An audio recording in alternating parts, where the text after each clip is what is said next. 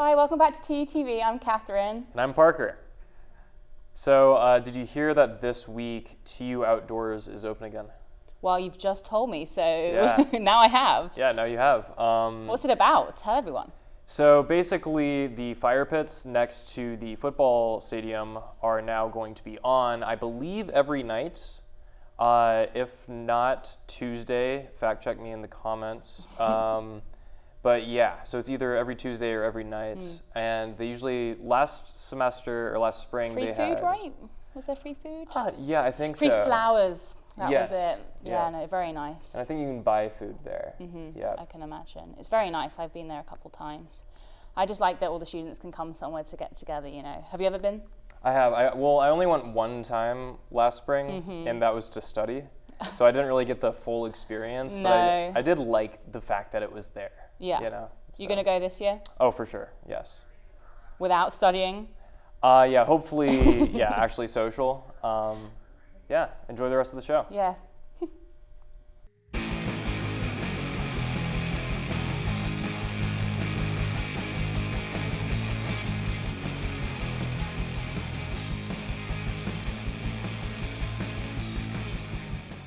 Hi, welcome back to TUTV. I'm Christopher DePalma. And I'm Ethan. We've got some exciting stories this week, so let's jump right in. Authorities of Ukraine said on Sunday that an art school was bombed by Russia. The strike of the art school in Mariupol was the second time the Ukrainian officials reported an attack on a public building in under a week. As of now, there have been no word of casualties in the attack. Volodymyr Zelensky, the president of Ukraine, sent a video address to the Israeli parliament this past Sunday. In the address, Zelensky asked lawmakers to take stronger action against Russia. The USDA has announced a second outbreak of the bird flu in Buena Vista County this past Friday. The virus is found in commercial layer turkeys and chickens. In a statement released by the USDA, a flock of nearly 50,000 turkeys were impacted in Taylor County. In the same report, it was stated that the second variation of the bird flu has impacted nearly 50 chickens this past week. The bird flu has not been announced as a threat to public health. This past Saturday, a person was murdered and at least 24 people were injured in a shooting at a car show in Dumas, Arkansas. At least 6 children have been wounded due to the incident. Most of the children have been released as of this past Sunday. Asa Hutchinson, the governor of Arkansas, said in a statement, quote, "As the investigation continues, I will examine details to see if there are any steps that could have been taken to prevent this type of tragedy," end quote.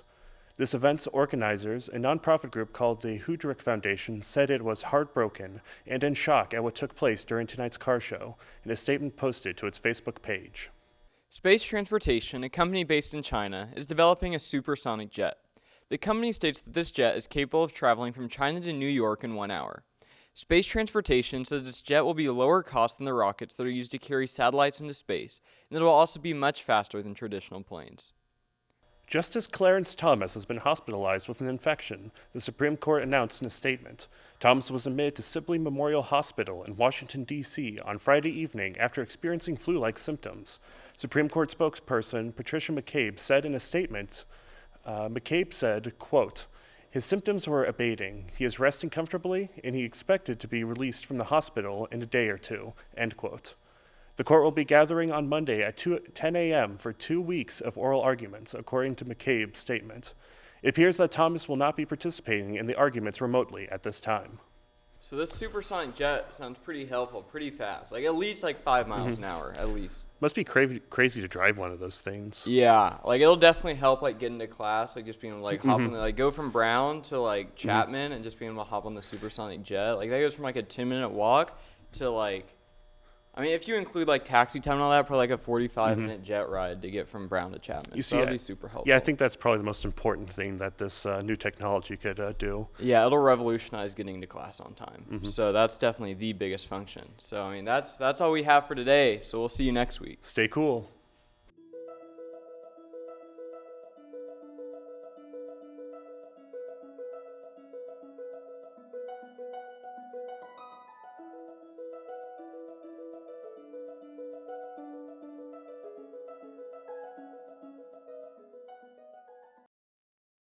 Hi, welcome back to our interview section where we're doing a senior spotlight with Julia. Hi Julia, welcome. Hi Catherine. Would you like to introduce yourself? Sure, I'm Julia Grantham and I'm a senior. Where are you from, Julia? I guess I would say Tulsa, even Okay. though my family doesn't live here anymore. We moved to Oklahoma City partway through high school. Oh, nice.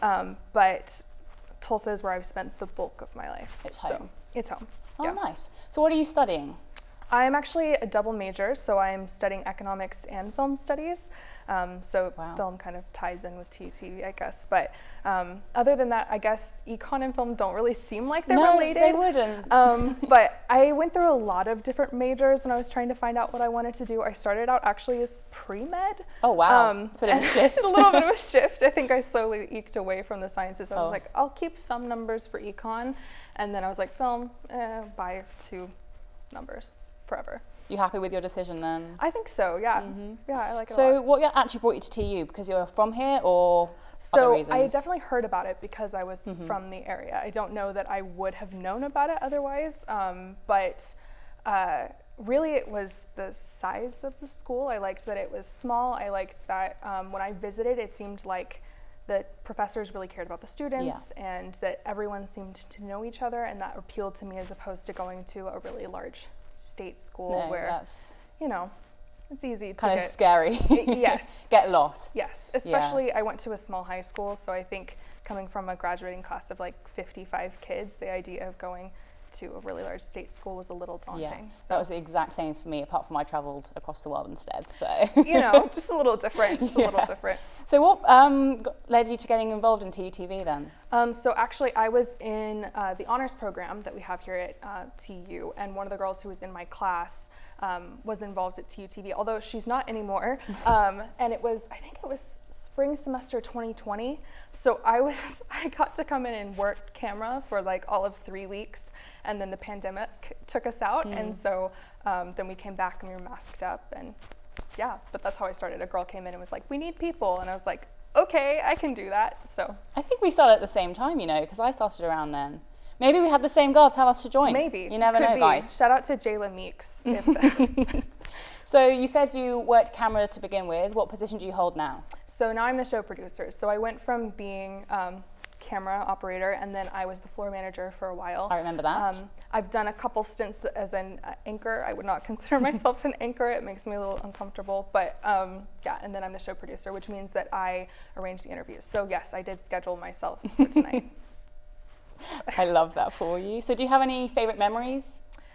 I do think one of my favorite memories was the live show. I think it was that first, I don't know if it was the first semester after I got recruited, I don't remember, but I just remember I had decided I was going to head a round table, and I definitely didn't know what I was doing, and I tripped up on my words a lot, and like Happens to the best of like us. ran out really quick. It was awful.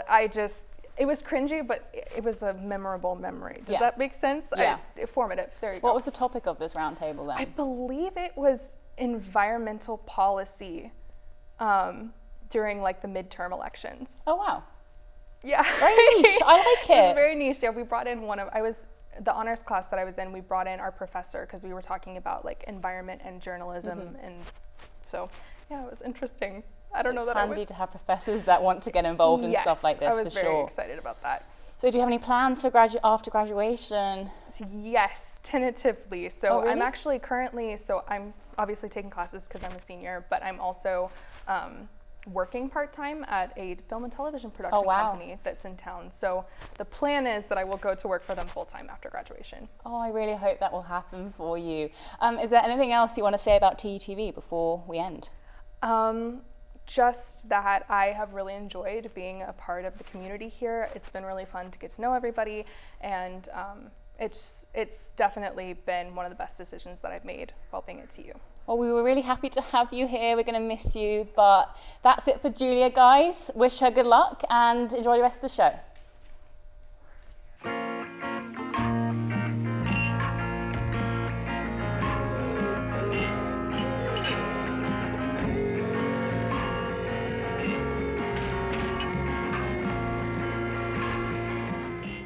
Hi, I'm Sam Moody. I'm Christopher DePalma. We've got some exciting stories this week, so let's get right into them. The Tulsa Ballet is producing their version of Swan Lake from March 25th to 27th at the Tulsa Performing Arts Center. The Tulsa Ballet performance was choreographed by Marcello Angelini and will be accompanied by music from the Tulsa Symphony Orchestra. Conducted by Peter Stafford Wilson, Angelini states that putting on this performance has been challenging, saying, quote, "What makes this production different is that we've had to do this process with 5 dancers," end quote. Each dancer will be playing a lead role in the performance and have never played Swan Lake previously. Tickets are available on Tulsa Ballet's website, tulsaballet.org. Kanye West has been barred from performing at the 2022 Grammys on April 3rd. West, with 22 Grammy wins and 75 nominations, has been banned from attending the Grammys due to his online behavior. West, however, is still up for 5 2022 Grammy Awards for his 2021 release entitled Donda, after his late mother. The list of awards West is nominated for include Album of the Year and Best Rap Song. A representative of West states, quote, "Kanye's team isn't surprised by the decision." The annual Springfest event sponsored by the Student Association is set to be held from March 28th to April 1st. The event is a week long and includes food, various on-campus activities, and a concert. It was announced that this year's performer will be the Drivers Era with special guest Jasper Wilderness. The Drivers Era is a band formed by brothers Ross and Rocky Lynch. The concert is set to take place at the Donald W. Reynolds Center Arena, with doors opening at 7 p.m. on April 1st. The Springfest concert is free for all TU students, and tickets are available for the public on StubWire. Amazon has closed an $8.5 billion deal to acquire Metro-Goldwyn-Mayer Movie Studios. This is Amazon's biggest deal to close with the company in 5 years. The company stated on its website that this event marks, quote, "the latest deal by a U.S. technology giant to win approval despite criticism," end quote. Amazon decided last May to purchase MGM to widen the amount of streaming content available on Amazon Prime. MGM has a catalog with 25,000 hours that Amazon could split between its Prime Video offering or its free-to-stream ad-supported IMBD TV. This is the biggest purchase by Amazon since the acquisition of Whole Foods in 2017 for $13.7 billion. Countries are beginning to snap up the rights for Servant of the People, a series that stars Ukrainian President Zelensky as the president of the Ukraine. In 2015, Zelensky, who was an actor before becoming president, starred in the film as a high school teacher who became president after a viral video of him denouncing corruption in the country went viral. It was a major hit in Ukraine with 3 seasons and has recently gone viral amidst the attacks with Russia in the country. Entertainment group Echo Rights distributed the program and states that sales have dramatically increased in the last few weeks. Buyers of the program include various countries such as the UK, France, and many others. Well, with the Amazon acquisition of MGM, are there any movies you're looking forward to seeing on Prime? Well, I guess I can finally get my James Bond craving itch. You know, I've never really been, I've always wanted to watch the movies, but now that they're hopefully going to be on Amazon Prime, I might have a shot. How about you? Yeah, I think probably Singing in the Rain would be the first one I want to see. I haven't seen it before, and I know my mom really loves it. I remember going to Disney in 2007, back when it used to be MGM Studios before Hollywood Studios, and they had this Singing in the Rain thing outside. So I'm excited to see it. That's all the time we have for today, but thanks for watching Entertainment. Stay cool.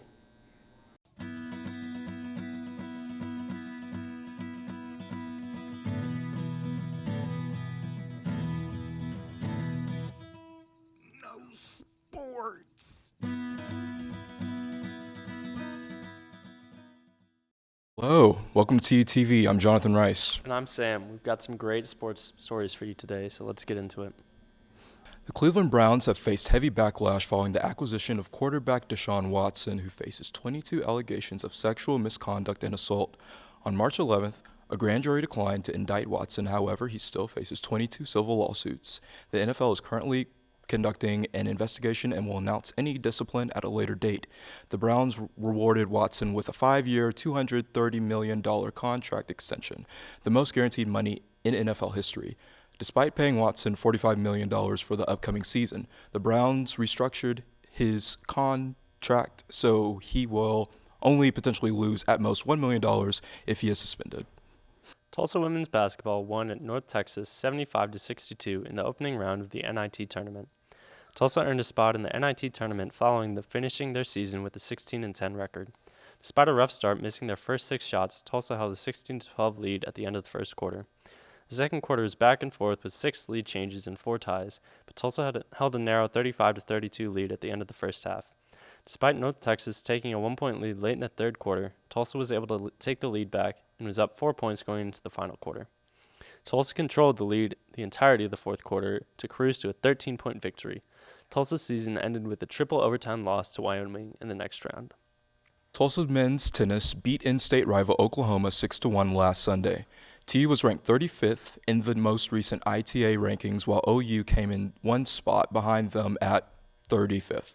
OU won the doubles point with wins at the first and third spot despite the early deficit. Tulsa swept every singles match from the dominant 6-1 victory. Cody Pearson, ranked 43rd in the most recent ITA rankings, began the singles sweep with a win at number 1 singles over 68th ranked Alex Martinez. Tulsa also had upsets over the 45th and 64th ranked players at the second and fourth spots, respectively, en route to win. Cody Pearson improves to 8-3 in dual play on the season. Tulsa plays next at 44th ranked LSU this Thursday. Tulsa women's tennis swept conference opponent USF 4-0 last Sunday. TU came into the duel ranked 37th in the most recent ITA poll. Tulsa secured the doubles point with a 6-1 win at the first double spots and a 6-4 win at the third double spot. Lily Hutchings scored the first singles point for Tulsa with the 6-1 victory at the fifth single spot. Tulsa got straight set wins at the first and sixth single spots to clinch the conference victory. Hutchings and Ana Naranjo Martinez improved to a 10-3 dual record at the third double spot with the win. Tulsa plays next at Kansas State this Saturday. Tulsa softball won at Kansas 6-5 last Saturday. Tulsa came into the game with a 9-16 record. Tulsa started the game strong by scoring 3 runs in the first inning. TU scored a run in the top of the third inning before Kansas railed back with 3 runs in the bottom of the inning. Kansas evened the score at 4-all when Shayna Epsy hit an RBI single. Amani Edwards and Kennedy Kramer scored the winning runs for Tulsa off of a double and an error.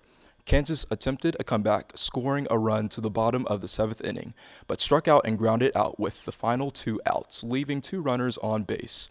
Tulsa returns home this weekend for a series against the conference opponent Houston.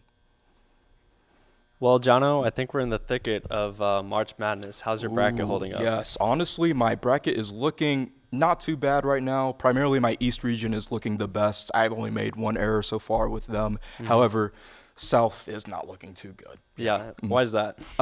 I think I misplaced where Miami would be, you know? I did not expect them to make it past the 64, but that has really messed up my bracket, honestly. Yeah. How about you? How's your bracket holding up? Well, Kentucky losing to St. Peter's really messed me up.